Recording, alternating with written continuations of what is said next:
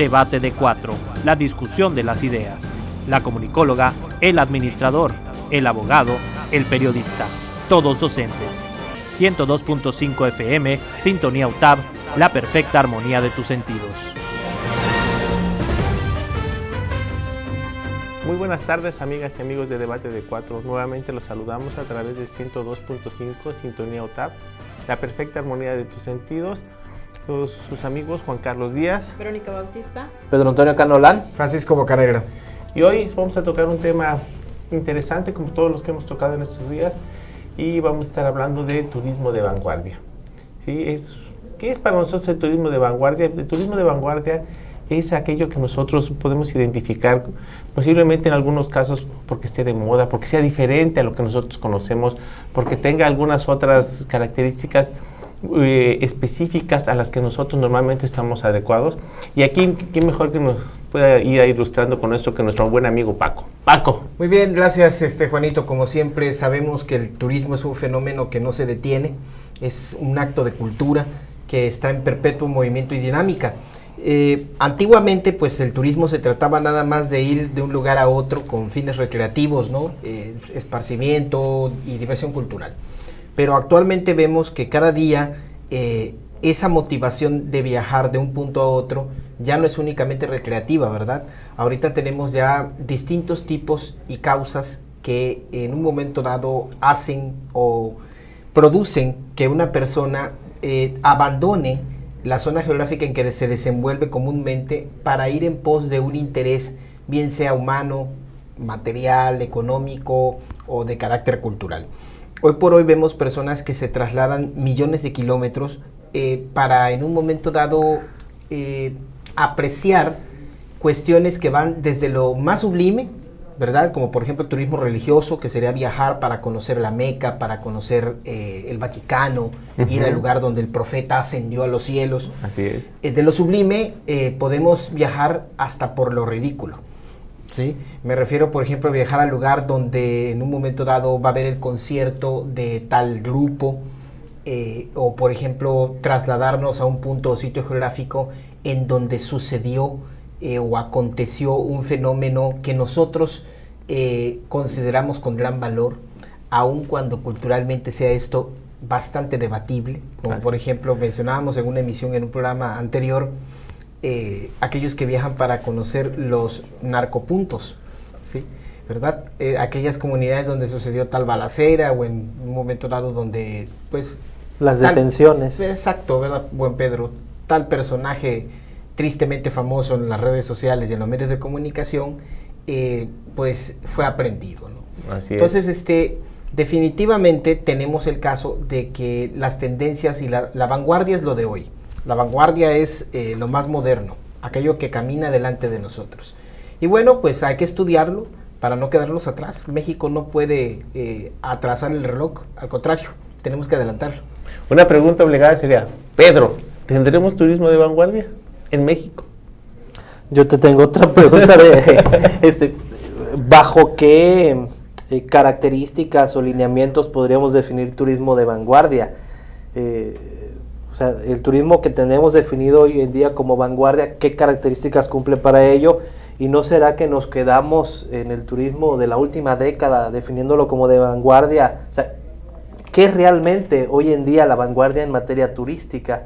Tenemos que definir, ¿no? Bajo qué parámetros vamos a definir que un destino o que una actividad turística es de vanguardia. Porque aquí me preocuparía que nos quedáramos en una línea muy delgada entre lo que es vanguardia y lo que son tendencias, ¿no?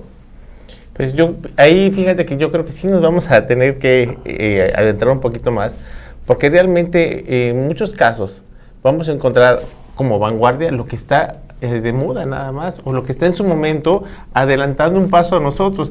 Por ejemplo, yo leía y compartíamos hace un momento con los compañeros aquí, que el turismo de vanguardia se considera el turismo médico, ¿sí? Por las cuestiones de salud, que en este caso bueno, a veces nosotros tenemos aquí, que son aquellas personas que se quieren hacer un tratamiento estético, y entonces van por turismo de vanguardia, por llamarlo así, porque está a la vanguardia en cuestiones médicas, puede ser Argentina, Brasil, o cuando ya estuvimos en su momento hablando también de el embarazo subrogado o el alquiler de vientre, pues México, ¿no? También que nos encontramos a la vanguardia. Una norteamericana que en un momento dado considera que la operación para aumentar los senos es más barata en México y menos supervisada, ¿podría considerarse un turismo de vanguardia? Bueno, yo no creo que le falte supervisión, porque hay algo que sí se ha destacado dentro de esta parte del turismo médico, y es que sí hay la capacidad en cuanto a conocimientos y preparación de las personas que llevan a cabo estas actividades, y también hay infraestructura. La derrama económica que ha dejado el turismo médico ha sido bastante importante. Estamos así a segundo nivel mundial en cuestión del turismo médico. El primero es Tailandia, porque además del turismo médico, la otra rama que cabe dentro de este punto es el turismo de bienestar, y hay muchos lugares turísticos en nuestro país que pueden desarrollar muy bien el turismo de bienestar a través de temazcales, a través de spas, el yoga y ciertas actividades complementarias que bien les sirven a las personas y por las cuales viajan. Sí, porque fíjate que en este caso de las tendencias, en el caso del turismo estético, por llamarlo de una manera, las clínicas o hospitales que se están dedicando a eso están sobre una supervisión específica y muy rigurosa, porque no van a hacer, a ellos no es, perdonando la expresión, no es el clásico mexicano que vamos a llevar a la clínica de campo que está ahí en su comunidad. Estamos hablando que van a pagar una cantidad que posiblemente en su país no sea tan fuerte, pero en ciudades como el centro de salud, ¿no? Pues sí, pero quiero decirte que en ciudades como Tijuana o como posiblemente las las fronterizas o lo que está en Argentina o Perú, es obviamente en valor un poquito menor que donde se lo iban a hacer, pero están completamente bien supervisados, porque ya han habido casos o situaciones que en su momento fueron focos rojos de atención y que dijeron a la autoridad, oye, está esto, supervísalo. Y además, al día de hoy, por ejemplo, lo que platicamos con mucha anterioridad nosotros, lo del embarazo subrogado, aquí en México está pero perfectamente reglamentado y bien supervisado, ¿no? Pero aparte de eso, más que focos rojos, hay algo que es importante que necesitamos destacar en este sentido, y es que todo lo que tiene que ver con turismo obedece a una serie de reglamentaciones, a una serie de normas. Entonces no es tanto los focos rojos, sino, esta actividad va a formar parte del turismo, hay que crear esas normas que las van a regir para el buen funcionamiento. Al final de cuentas, lo que va a quedar sobre la mesa para discutir es la reputación que tenga ese país con respecto a las prácticas turísticas que realice. Claro. Es importante lo que acabas de mencionar, porque pone sobre la mesa algo importantísimo, ¿no? La reputación. Y la reputación a veces camina más rápido que la realidad, que el contenido verdadero que en un momento dado existe. México, por ejemplo, tiene fama de inseguro, va cargando sobre sí el peso de esta terrible situación que tenemos de delincuencia, y eso es lo que origina que muchas veces se vea afectado el sector turístico. Pero, por ejemplo, en el caso del turismo de salud, tenemos la ventaja del costo de la medicina, que es más económico y barato que en un país como los Estados Unidos, en ciertos productos. Claro. De hecho, los americanos cruzan la frontera para dotarse de medicamentos, de diversas especies, ¿no? Desde luego, ¿no?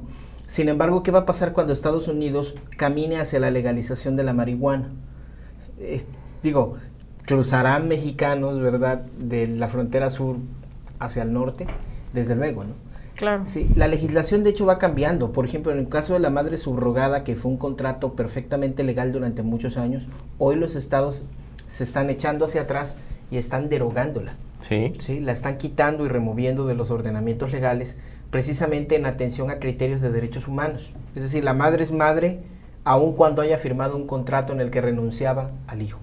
¿Y por qué? Porque un pedazo de papel firmado no puede estar por encima de la naturaleza. Ese ha sido el criterio que está permeando ahorita a los ordenamientos legales.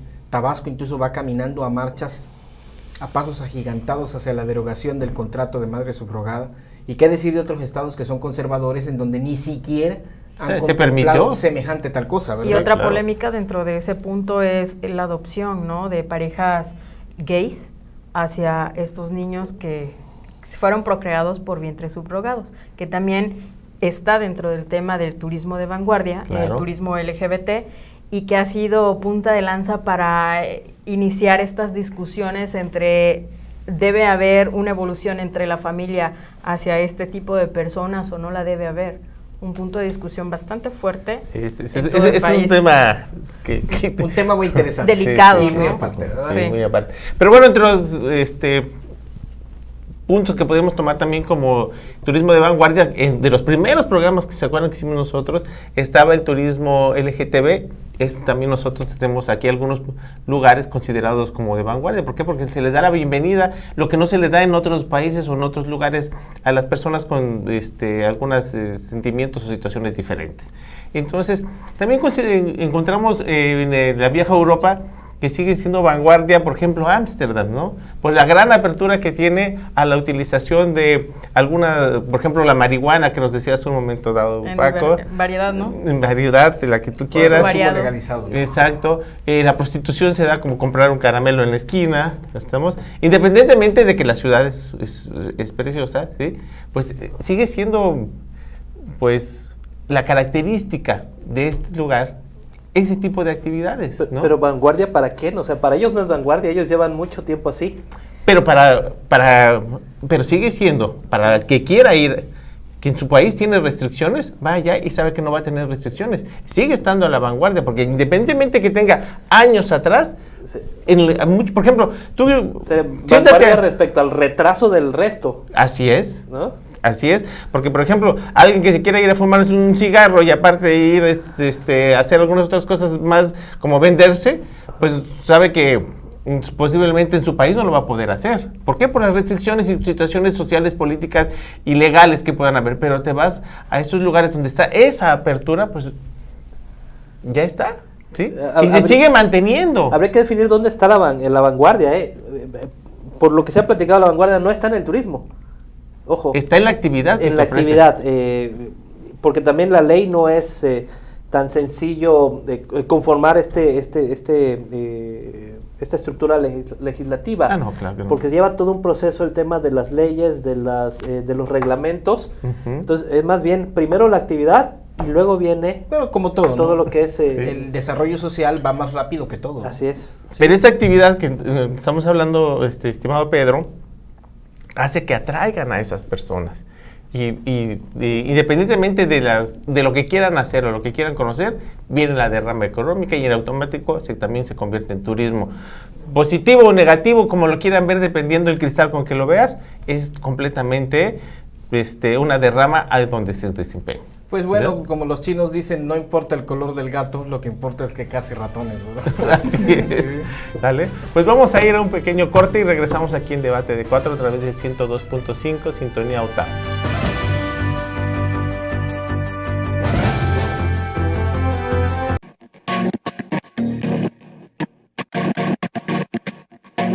Ingeniería en Química de Procesos Industriales. La ingeniería en química de procesos industriales está dividida en 3 áreas: fluidos de perforación, prevención de corrosión, química industrial. En el área de fluidos de perforación aprenderás a preparar fluidos, así como determinar sus propiedades físicas y químicas para optimizar la operación de la perforación, además de identificar equipos y herramientas que se utilizan en la perforación de pozos petroleros. En el área de prevención de corrosión y química industrial, aprenderás los principios básicos de química para prevenir la corrosión de materiales metálicos aplicables en las diferentes industrias. Además de métodos de transformación de materia prima, manejo de equipos para medición y monitoreo de la corrosión y diseño de equipos para la conversión de la materia prima. Al término de la ingeniería en química de procesos industriales en cualquiera de sus áreas, podrás desempeñarte profesionalmente en empresas públicas y privadas relacionadas con la industria del petróleo, alimentos y químicos, ya sea en la administración de proyectos, ventas, laboratorios de control de calidad y operación de equipos de transformación de materia prima.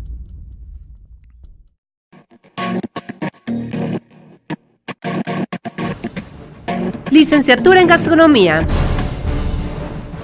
En esta carrera aprenderás técnicas de cocción, montajes y estandarización de platillos, producción de alimentos a gran escala, logística de eventos gastronómicos, servicios de alimentos y bebidas, catas de vino, maridaje, repostería, cocina internacional, diseño de menús, diseño de cocina y manejo higiénico de los alimentos. Podrás desempeñarte profesionalmente en restaurantes, hoteles, cruceros, comedores industriales, comedores escolares, supermercados, panaderías, pastelerías, realizando consultorías como chef instructor o creando tu propia empresa.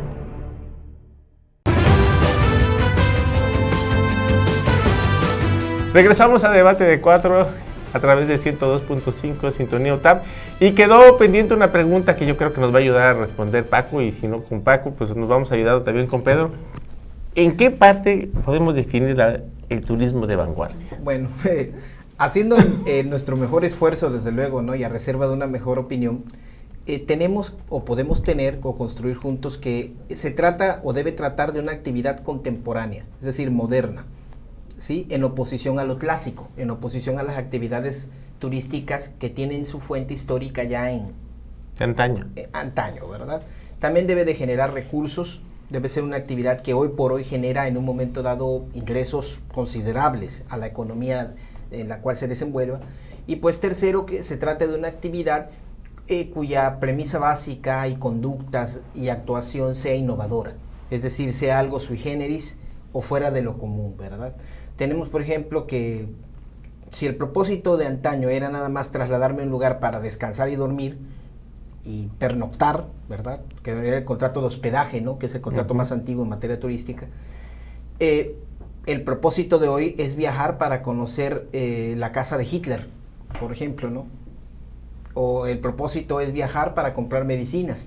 Entonces estamos ante que el turismo está absorbiendo conductas humanas que en un momento dado se salen del espectro tradicional para el cual se creó, ¿no?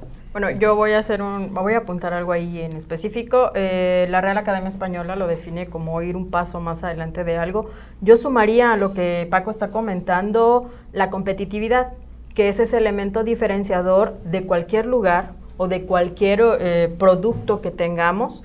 Y creo que hay países que han destacado mucho en ese sentido. Dubái es uno de ellos. Evoluciona de una economía basada totalmente en el petróleo a convertirse en una ciudad turística, apostando a las excentricidades, al lujo, y que además crea un producto en un lugar donde tienen una forma de pensar bastante diferente al resto del mundo, y abre ese producto turístico al occidente, ¿no? Abres algo muy interesante porque nos invitas al debate respecto a cuáles son los límites y el alcance de la tolerancia que como occidentales podemos tener ante una forma de vivir distinta, y viceversa, ¿verdad? ¿no? Como Oriente y viceversa, ¿no? Ayer veía la nota en la televisión de que quieren demoler la casa de Hitler en Europa, en Austria, porque es un punto de concentración para todos los movimientos neonazis que van al lugar en peregrinación para rendirle un culto, vamos a llamarle homenaje, ¿verdad? A esta figura desastrosa, ¿verdad? Y polémica de la historia universal, ¿no? Entonces, aquí igual nuevamente tenemos esta disyuntiva histórica, turismo hasta qué punto. El turismo que se nutre de la historia puede aceptar, por ejemplo, un turismo de un personaje tan maligno y oscuro en la historia de Occidente, o en un momento dado debemos actuar con complacencia y decir, efectivamente, que vamos a demoler la casa, acabemos con el culto de un personaje tan siniestro. Híjole, ese es un tema delicado. Se me hace absurdo, ¿no?, acabar con la historia. La vanguardia en sí, de acuerdo a algunos conceptos que anduve analizando, no permite tanto conjugar la parte histórica, cultural, con lo que tiene que haber hoy. Y no quiero decir que hay que eliminarla de completo, pero se supone que te va a proponer algo distinto, algo que va más avanzado y que va a romper con todo ese esquema de lo que generalmente podemos observar o a lo que podemos tener acceso en diferentes lugares. Entonces, si yo voy a Dubái, yo sé que en Dubái voy a hacer gala de toda esa excentricidad y desde el momento en el que llego al país me voy a dar cuenta de esos excesos y de esos lujos, a diferencia de venir a México, donde en nuestra cultura es totalmente diferente y además no vamos a encontrar un taxi en un Mercedes-Benz o en un Audi, ¿no? completamente computarizado. Exactamente.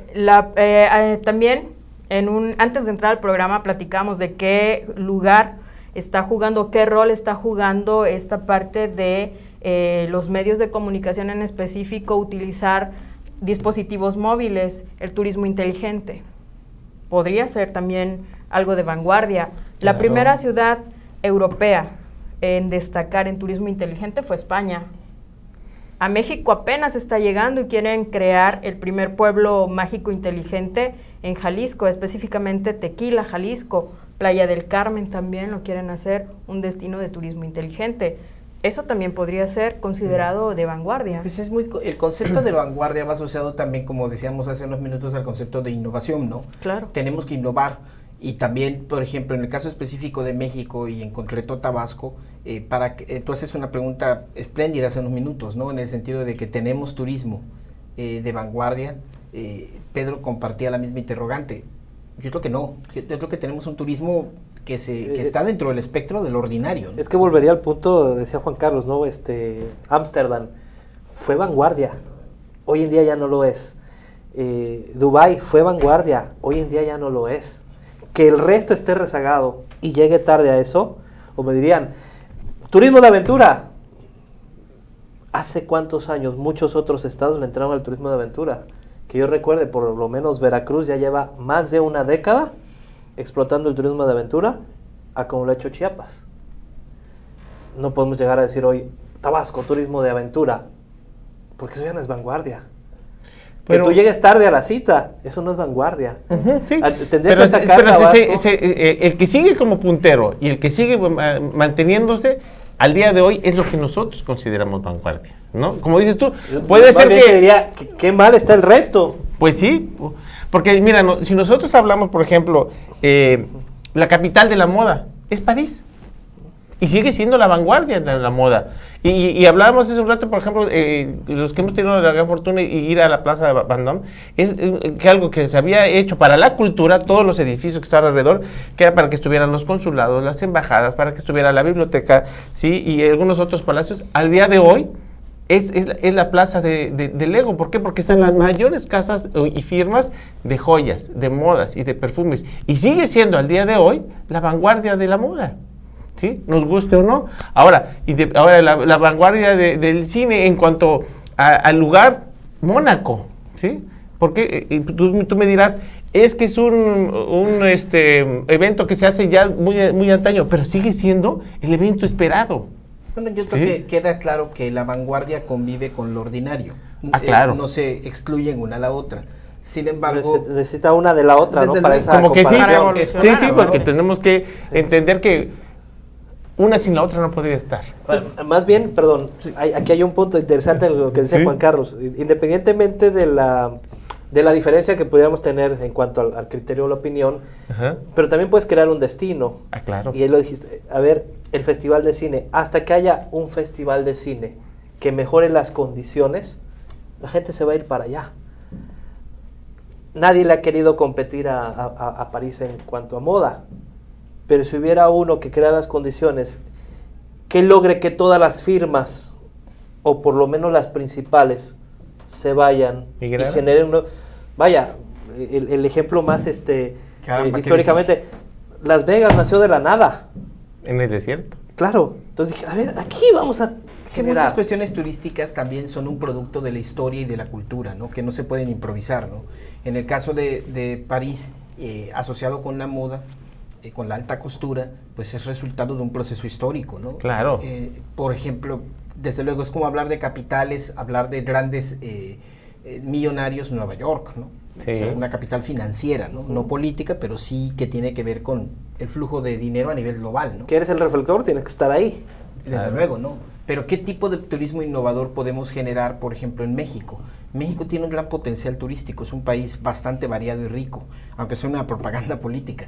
La cuestión es descubrir dentro de nuestro potencial sobre qué debemos irnos para desarrollarnos. ¿De qué manera puedes establecer diferencia ante lo que ya hay? Exacto. Es decir, el aspecto diferenciador. Podemos tener dos conceptos relativamente iguales, pero algo, como decía Paco y lo decías tú, que ¿Qué me ofrece de diferente a lo que viene, la tradición, ¿no? Alguna vez lo mencionamos, el problema de Tabasco, porque hemos hablado de Tabasco muchas veces, es que voy a la península y lo que veo allá y que me llama la atención lo quiero hacer aquí. Quiero copiar el modelo, no lo quiero innovar, o no quiero, a ver, así que ellos se encontraron en que eran diferentes, yo tengo que encontrar cuál es mi diferencia, y entonces sí voy a tener un valor como producto en este mercado tan extenso y tan variado en cuanto a productos y servicios. Yo puedo agregar a lo que mencionas el esfuerzo por la construcción de festivales y por la elaboración de carnavales es notable, ¿no? Quiere decir que hay un interés en mejorar la calidad turística del estado. Los resultados no han sido del todo satisfactorios, ¿no? Aunque sí interesantes. Sí, claro. Las posibilidades, por ejemplo, de traer una ópera a Tabasco, ¿no? Hemos tenido conciertos, hemos tenido recitales. No sé si recuerdan que por ahí de los años 80 querían montar una ópera en el Esperanza Iris e hicieron desfilar una esfinge enorme allá por los años 80 y 90 aquí en Tabasco. Nunca se logró. Fue un intento interesante, pero como compartíamos, no consumado. Hay cosas que podemos traer o que podemos crear aquí y cosas que por situaciones culturales, económicas, folclóricas, todavía no podemos, ¿no? Sí. Y es como dices tú, a veces queremos replicar, o bueno, no nosotros, los que dedican a esto, que replicar. Yo me acuerdo, por ejemplo, el Cervantino en Guanajuato, pues ya es clásico, es tradicional. Y luego y otras ciudades te decían, el Cervantino, no sé, pues de donde yo soy, de San Cristóbal de las Casas, pero pasaba sin pena ni gloria, ¿sí? Porque quería replicar lo mismo que estaba haciendo cuando Guanajuato tiene años haciendo lo mismo. De hecho, esa fue una política presidencial, fue del mandato de Vicente Fox. Para quien no pudiera ir al Cervantino, cada estado genere su propio festival, que en el caso de Tabasco es el Ceiba. Sí, pero... Claro, tiene sus bemoles. Sí. Y sobre lo que mencionabas, bueno... Pero qué tristeza que no se lleve a cabo con la magnitud y la grandeza que tiene, ¿no? Te requiere mucho recursos. Sí tiene demanda, pero también la cuestión logística deja mucho de qué hablar. Claro. Yo fui el año pasado y muy mal organizados, de verdad. O sea, no pudimos entrar al espectáculo al que queríamos. ¿Por qué? Porque quienes estaban detrás de esa parte logística no hicieron bien su trabajo. Ahora, es importante la referencia histórica que mencionabas en el caso de Hitler o en el caso de la Esfinge, porque nos venden como cosas nuevas lo que hemos dejado de hacer. Hace poco nos dijeron, vienen los cruceros a Tabasco. Tabasco tuvo cruceros. Tabasco ya tuvo cruceros. Tabasco ya tuvo envíos de producción agrícola al extranjero. Eran barcos que iban repletos. Lo perdimos, esas dos. Y muchas otras cosas más. Si leemos tantito y si le rascamos ahí a la historia, nos vamos a encontrar que Tabasco fue muy bueno en varios sentidos. Y eso se perdió. Aquí hubo algunas presentaciones, lo que ocurría en Comalcalco con el teatro campesino e indígena. Luego decimos, oye, mira lo que está haciendo Veracruz, o mira lo que están haciendo en Yucatán. Lo tuvimos, pues se trata de redescubrir lo que hemos tenido antaño, ¿no? Sí. Bueno, pues amigas y amigos, yo creo que nos queda bastante tinta por seguir aquí platicándolo. Pero bueno, el tiempo nos ha ganado. Estamos cerrando el día de hoy el programa. Los esperamos a través del 102.5 todos los miércoles a las 12:30 del día y los jueves en la repetición a las 10 de la noche. Muchísimas gracias y sintonícenos a través de la radio. Muchas gracias.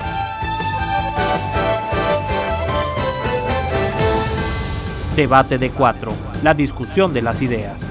La comunicóloga, el administrador, el abogado, el periodista, todos docentes. 102.5 FM, Sintonía UTAB, la perfecta armonía de tus sentidos.